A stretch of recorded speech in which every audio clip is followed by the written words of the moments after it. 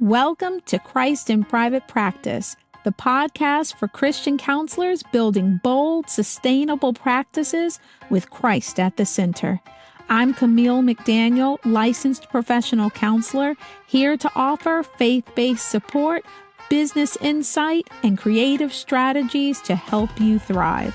Let's grow, be encouraged, and take action together. Welcome back to another episode. It is wonderful to have you, whether you've been here for the journey or whether you are new to the podcast. It is great to have you here. So, last week we were talking about ethics in podcasting, ethics surrounding video podcasting. So just a lot of good information for clinicians who might be in that field already, not field as in career necessarily, but I mean, doing that already. And for those who want to, and I think this week's topic is also going to be important as well, and give some things for us to think about and how we might want to implement such things, because we're going to be talking about medical mimics.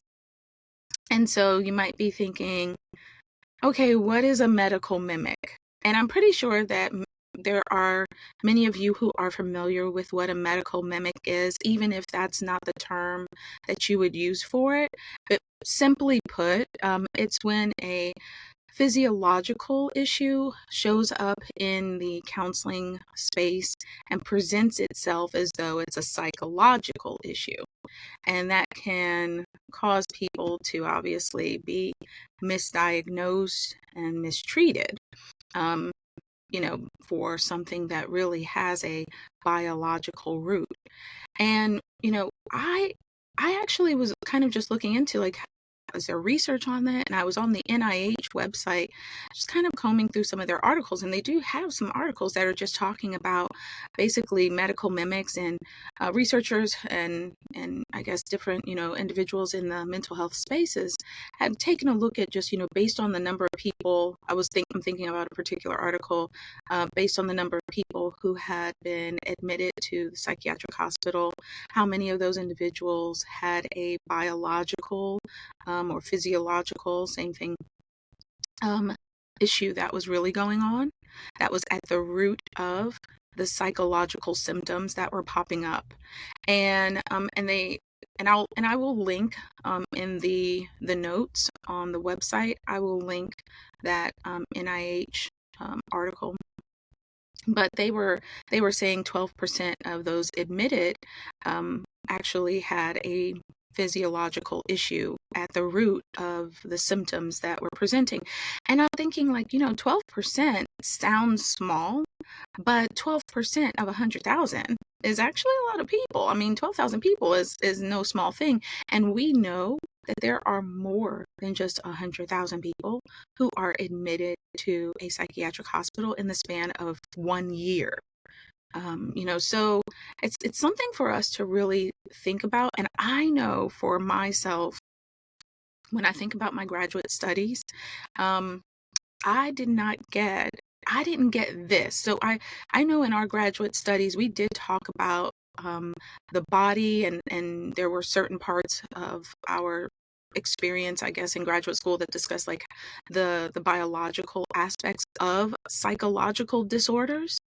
But I did not get training on the biological aspects of different illnesses, diseases that then present themselves as psychological disorders, such that if you recognize these symptoms and you are able to kind of catch the red flags, then you could possibly be able to recommend that your client speak to their medical provider for a check-in and further checking into those symptoms. That's not something that I got. That is not something I got. And I don't know why, when I think about it now, I don't know why we don't get that. And how many people may we be treating that we just thought, oh, I guess, it's just resistant to this particular treatment model. is just resistant to, what I'm doing. And so therefore there might be something going along where their body is just not allowing them to move forward from these physio or psychological issues, when really it actually could be something different altogether that's showing up in our counseling room. So I don't think this is something that we should be skipping over as far as our trainings, and as far as our graduate studies, but here we are. So this episode, let's talk a little bit about this. We're going to kind of talk a little bit more about medical mimics and how it might show up in our counseling practice. The majority of us do not have medical backgrounds. I know some might, like when we did the summit just a week or so ago, there were some attendees who actually were registered nurses, but the majority of mental health professionals usually don't also have medical training in that way. The majority of us aren't also, nurses and doctors, but usually we are just like, trained as it relates to mental health, mind, emotions, and that's the training that we continue to get moving forward. So this is going to be something that's it's not about turning us into doctors. I mean, there's no way one training, one episode, that's obviously not going to do it. But we are going to be able to recognize that we should be able to just recognize when things don't add up. And as Christian counselors, we are already bringing together two of the things that the Lord has created. We are bringing together mind and spirit into our practices. And we're kind of leaving body, over there in the corner by its lonesome. And so we want to kind of talk about bringing body on over into the picture, and what it looks like to really incorporate an understanding of how the body might be reacting, and therefore giving us some false positives when it comes to our mental state and our emotions. So we're gonna kind of dive in a little bit more today, right? Because we've heard about a lot of things, like what might look like depression, or what might look like anxiety, or when we talk about like depression, like everybody has probably heard, low iron levels, low vitamin D, and too much caffeine can give you symptoms that look like anxiety. But let's go a little further, just a little further in the time that we have today. And then I want to, just share with you that there is a training available should you feel like, I think I probably need to maybe kind of dive in a little bit more, and get a better foundation, or get a complete framework for what's going on. So okay, imagine with me, and none of these are real people. These are all examples, although I have definitely a mind full of real incidents that have occurred over the years.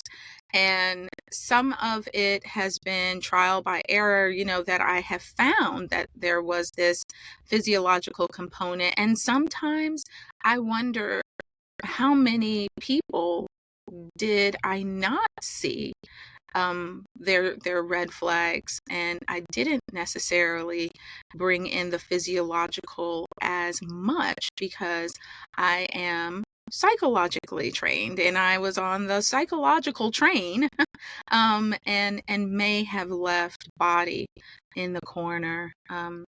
So picture this with me. All right, so you're working with someone, let's just say, who is coming to see you. They seem to be extremely depressed, and you determine this because they're experiencing increased fatigue. They're maybe even gaining weight all of a sudden. They can't seem to focus, and therapy just doesn't seem to be helping them. And so you might imagine that maybe they just have treatment resistant depression. Maybe you even switched modalities to try to help them and still nothing is getting better. And so you think, oh my goodness, we just have to work a little harder. Maybe we need to give a referral for some psychotropic medication, and then we can continue to work on this and try to help improve. But had you thought about talking to them about a medical referral? Not necessarily psychiatry right away, but a medical referral for their primary care or a different type of physician for them to actually get checked out. Okay. If you had not, do you have anyone in mind now that you think, I I might need to maybe have a discussion after maybe hearing more about this episode. It's like, then I might not, I might need to do that, right? Okay, so imagine then, again, like we said, it's starting to look like treatment resistant depression because you all have really been working on this over time. You really have been even trying different modalities to see if, like, maybe another one might assist that you are uh, well aware is usually quite helpful and successful in the treatment of depression, and nothing's working. And even medication is really not working that well. Now, when you actually do bring in the body, let's imagine then you give a referral and find out all along it was a thyroid issue. Because did you know that a thyroid issue can actually mimic depression? Yeah, it can, for those who didn't know that. And it would be called hypothyroidism. And that's when your thyroid is not working well, it's underactive. It's going too slow. Which that thyroid, oh my goodness, the thyroid does so many things. But the thyroid being underactive can then cause your body functions to slow way down, metabolism slow way down, messages to the brain slow way down. And so you might actually notice that when you refer out and refer them to their medical professional, testing could show that. Now, I'm not saying that everybody who shows up with treatment-resistant depression it definitely has this. I'm just giving an example because obviously when we talk to our clients, we can't tell them, oh, it might be this or it might be that. We can't do that. Now, that's going outside of our scope of practice. But what we can do is we can say, this might be medically related. And I would like for us to at least rule this out and then kind of, go from there. Same thing with, again, let's pretend you have a client in your room and they are coming to you and they are experiencing extreme panic attacks, right? And they themselves are convinced that this is just anxiety. I am coming to you. I only want to talk about my symptoms with anxiety. I want to get rid of this panic. I need you to help me. But you continue to work together. And again, nothing seems to be helping.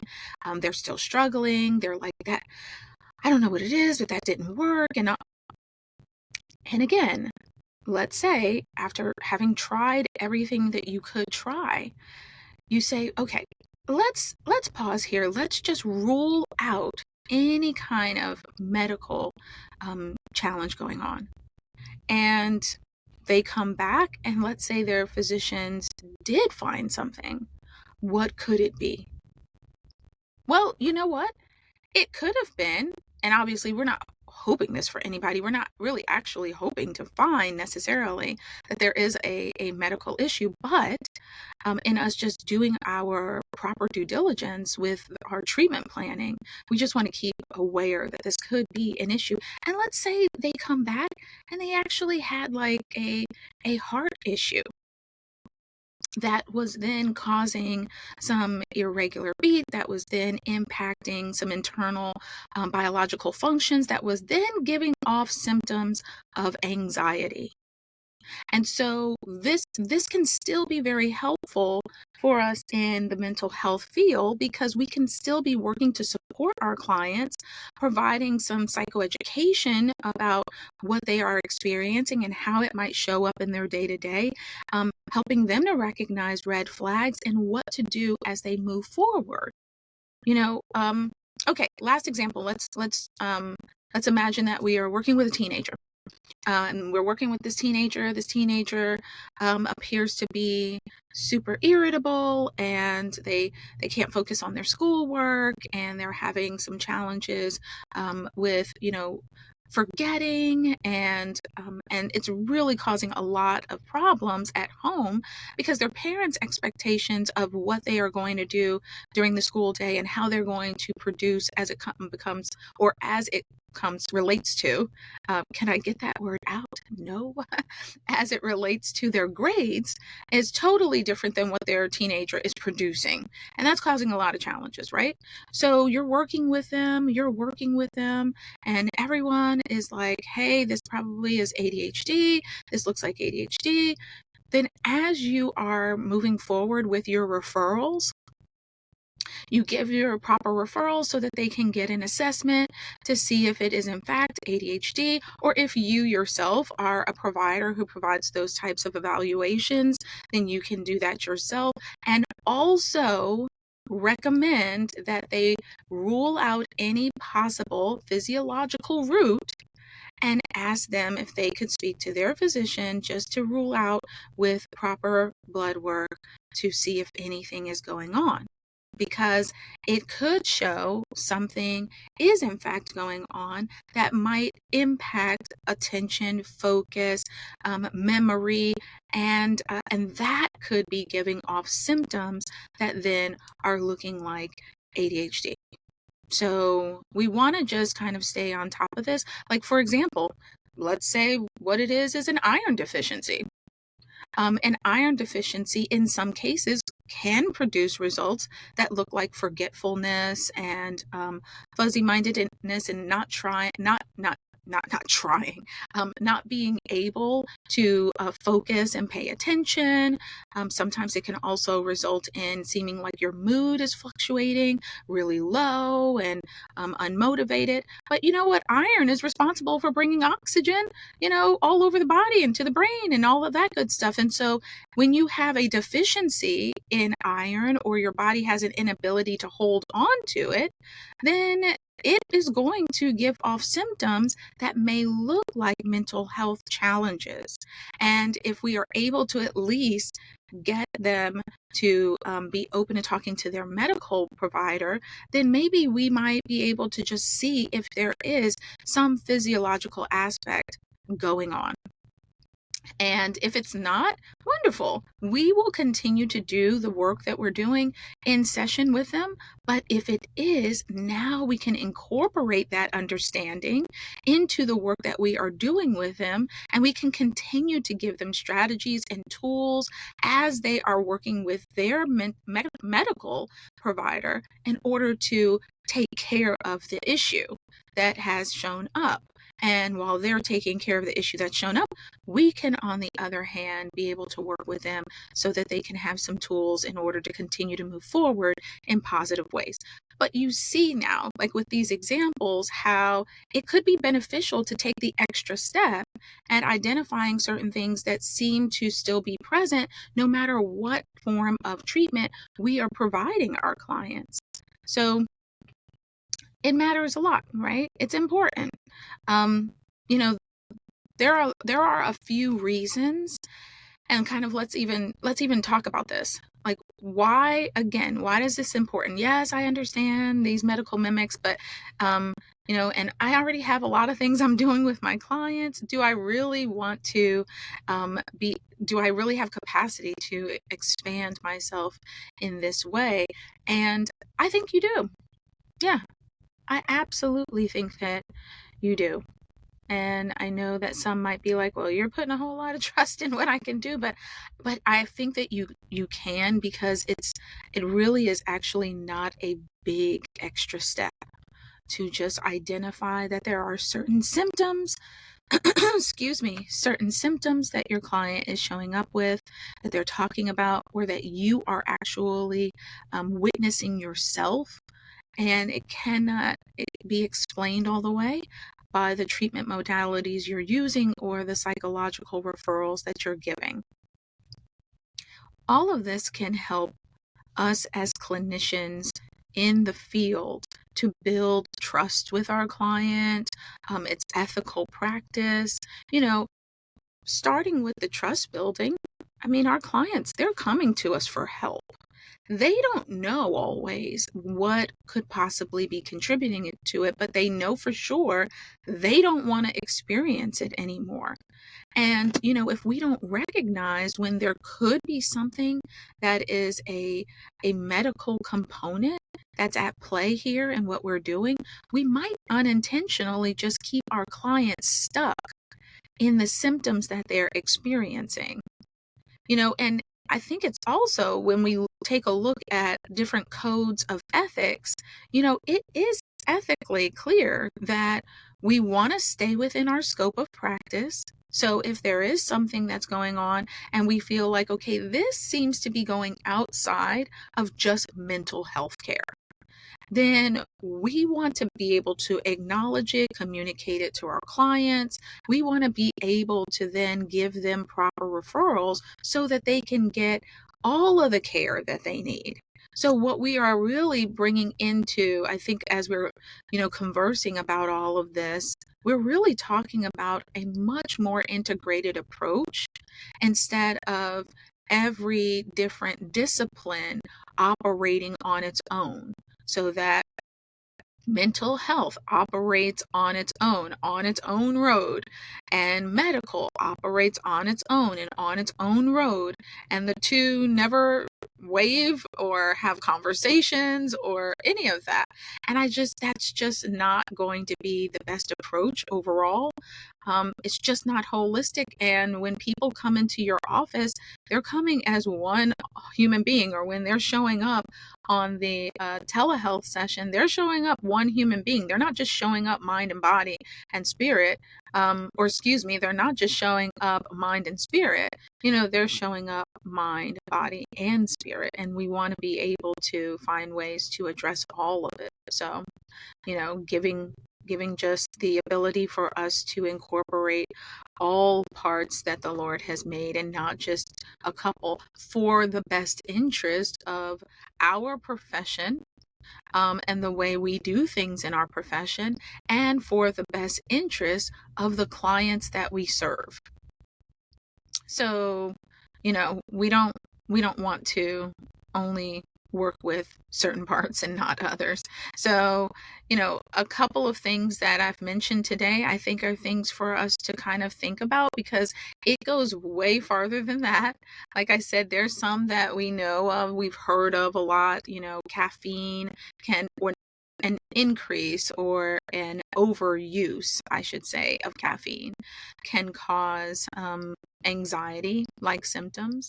I have definitely had those discussions in my practice with those who I serve, just to find out how much caffeine they are intaking. So this kind of helps with conversations around some of the symptoms that they might be having. Another thing that, I have conversations, I've had conversations around just asking, when they have actually last seen their medical professional, and if they had any blood work done, and if they remember the results of the test, just to see if anything has come up. And again, because it is a mental health session, I understand clients aren't coming just to only talk about medical, unless you are working with those who are chronically ill. Those conversations may actually come up much more than someone who is not struggling in that way. But you want to be thinking about this. I mean, other examples might be those clients who are coming who might be postpartum. After just delivering a baby, what do we have going on? A lot of hormonal changes. How long might those hormonal changes and those biological changes, like just literally within your organs and things, how long might that last? It could be like a year. I mean, we want to keep this in mind because these things are going to be running concurrent to what we are doing in our counseling practice. And so we're having to hold space for definitely what we're doing as far as mental health. And then we're having to hold space to just watch out for anything that might be popping up that could be related to a medical issue like hormonal imbalance. I know in my practice, I've seen hormonal imbalances that have um, not gone noticed. And once noticed, the amount of relief that the client experienced, the amount of change it did to their overall mental health is just like amazing. So, so we want to just keep that in the back of our mind. Another one that I think is amazing also is what sleep apnea or even, other types of sleep deprivation, because it doesn't always have to be sleep apnea. It could be insomnia. There could be some things related to chronic pain and illness, but whatever it is, it's depriving the body of sleep. And it's just wild to see how that can actually give off symptoms of psychosis sometimes. If you've ever looked at research to see like what the results were when someone was deprived of sleep for long periods of time, even days, and how long essentially the human body can go without sleep, and then start to look at some of the results that they recorded from different human beings that were in the study. And it does look like psychosis. People were losing it because their bodies were literally breaking down. Sleep is a major component of what we need in order to survive. So you can actually go off of lack of sleep for a little bit, but then it's going to start impacting your reaction time. It's going to start impacting your memory retention, your ability to focus. It's going to impact your mood, like irritability and crankiness and all of that. I mean, it just actually does a lot. And then it pulls on systems within your body that are biological, like it pulls on your heart to have to do more work. And there's a lot that goes into just not getting proper rest that can bleed all over into mental health spaces, medical spaces. And so again, these are just things we just want to watch out. And that's why I just want to talk to you about that today, because I'm like, wait a minute, we could definitely add this to what we are doing regularly, and we can serve our profession and our clients even better than we are now. Yeah.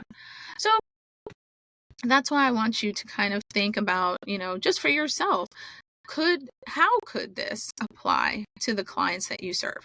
Like, do you now see in your mind a client that maybe this would apply to? Do you have a client where you're like, you know what? I think I'm going to go back and just double check with this client. I oftentimes talk with my clients about the three basics. Sometimes when I get stuck, I go right back to the three basics and I say, okay, let me just really quick check in with you and make sure I understand where these are. And then we'll go ahead and move forward. And the three basics are sleep, nutrition, and hydration. We already talked about why sleep, why we need to know where they're at with their sleep habits, and then nutrition. Hey, how's that going? You know, um, I've had experiences where you had adults whose appetite, for whatever reason, for a multitude of reasons, had like dropped down to like that of maybe a 2-year old. And well, obviously, that's not going to sustain an adult body. I mean, it can take like 600 calories just to breathe. Yeah, look that up. Okay, so there are going to be then significant issues that can result from just having a very low caloric intake. And so just making the client aware that yes, while we are dealing with extreme fatigue and while we are dealing with, lack of motivation and just not knowing what's going on because you've been this way for a while, I do want to just help you understand how lack of calories then can impact and look like mental health challenges, and they're now overlapping. So you may actually find that you genuinely do also struggle with depressed mood, but you also struggle with um, poor nutrition. And sometimes it can be that because of a depressed mood, the person loses their appetite. But it can also be that the person is struggling with something that is taking their appetite away, that is biological in nature. And then that is causing their systems to be depressed because their body doesn't have enough calories to actually function properly. So again, see how all of this is like intertwined? See why I'm like, man, I wish I had some training on this a long time ago. This would definitely have caused me to go into the session, maybe asking some different questions. I absolutely cover that on my intake. I mean, I've always asked about any medical issues during the intake. I think along the way, though, I added asking how well the person was eating and what that looked like and what their diet was like. And that actually gave me a lot of insight over the years into some things that could be kind of bleeding over into the mental health space in the mental health room. And then hydration. I mean, we have a good portion of our body that is made up of water. Can you imagine if you then are depleting your water stores because you're just not getting any, and what that might do? That, again, so we want to just know the basics, and then there's additional things that might pop up that we can get clarity on. So as we're talking about this, be thinking about like your own clients as you go on through your day. And if you happen to be a graduate student and you are, about to enter into internship, then this is a perfect time to be thinking about this actually, and starting to just incorporate this, because this is really an integrated approach. I know that for some people, when they think holistic care, they think like, oh, that's all woo woo and everything. And it's like, no, this is just saying that I am acknowledging that you are mind, body, and spirit. And I am going to be aware, even though I am trained for the mind and emotions, I am going to have some awareness of how the body actually might play a part in what I'm seeing with regards to your mind. I remember even talking to there's a doctor's office next to my practice now. And I remember going in when I did talk to the nurse practitioner, who was really nice and kind of like one day explained several tests that they run in order to help determine certain symptoms that we might see that seem psychological in nature. And I was saying to them, I said, for example, I said, hyperthyroidism could look like anxiety. Hypothyroidism could look like depression. And they were like, really? Oh, okay. And so they didn't, that particular medical professional didn't even know. They don't get a lot of cross training or anything like that. So even for them, that could be helpful if they have somebody who has hyperthyroidism and they're aware. They might even be able to give just a little small education on how it might show up and impact their mood or impact how they're feeling, just so that clients don't go into the dark just wondering what the heck is happening to me. Right. So that's why we start these discussions. That's why we talk about it. So you don't have to necessarily move forward and jump right in to say like, okay, I need to have this medical professional training. It's like, well, you don't have to try to seek to be a medical professional, but you can absolutely get training that will give you a good foundation. And I want to wrap up and just share that with you. So this training that I am going to offer is going to be through my counseling practice. So it's going to be on the counseling practice website, which I will definitely be sharing the information on the website, in the newsletter. Like, you'll be able to get it. It's going to be over there on healingpsychotherapyga.com. That's healingpsychotherapyga.com. And you will see like wellness programs on the website, and you just click and you will see where you can actually sign up for the training. And so there are two trainings available. There's the essentials and essential foundations, and then there's going to be the complete framework. So that way, if somebody wants like the 1 hour training, which is going to be online, they can get that. When I did a survey just to see what people wanted. Some people were fine with just an online program that they could do at any time at their own pace. And then some people actually wanted it live. So the complete framework I will make available for that to be a live training. And then like the recording, people can also get if they just want a recording. And I'll have more information about that when you sign up. You'll get more information about it and what's to come.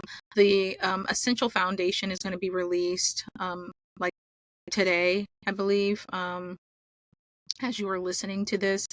And then the complete framework will be made available in October. So yeah, absolutely going to be necessary and needed for us to just start incorporating a more integrated framework in what we are offering our clients, and how we are just kind of upping our game as professionals. I hope this got you thinking. And hopefully this is something you can then even start looking for, just looking and listening a little differently in your sessions as you move forward. Until next time, I hope that your day is prosperous, and God bless.